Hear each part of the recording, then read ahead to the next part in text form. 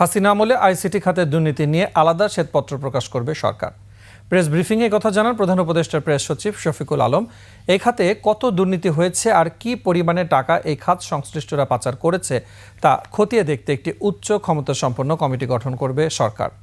জাতিসংঘের তদন্ত কমিশনের রিপোর্ট প্রকাশের পর হাসিনার ব্যাপারে আন্তর্জাতিক চাপ তৈরি হয়েছে। ভারতীয় গণমাধ্যমের প্রতিবেদনেও হাসিনা বিরোধী জনমতের কথা উঠে এসেছে।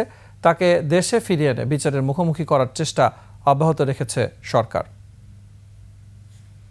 শিয়া বাটার ও ভিটামিন ই সমৃদ্ধ lily glam beauty soap. Lily, always beautiful. ICT এবং ডিজিটালাইজেশনকে ঘিরে আমরা অনেকগুলো পত্রিকায় দেখি যে প্রচুর আমরা অনিয়ম এবং করাপশনের কথা আমরা শুনি। এটা অনেকগুলো রিপোর্ট হয়েছে, আমরা এটা দেখেছি। তো এই বিষয়ে প্রফেসর ইউনূস চাচ্ছিলেন যে এটা একটা শ্বেতপত্র যাতে হয়, এটা ইন্টারিম গভর্নমেন্টের একটা ডিসিশন, যাতে একটা শ্বেতপত্র তৈরি করার আমরা প্ল্যান নিচ্ছি।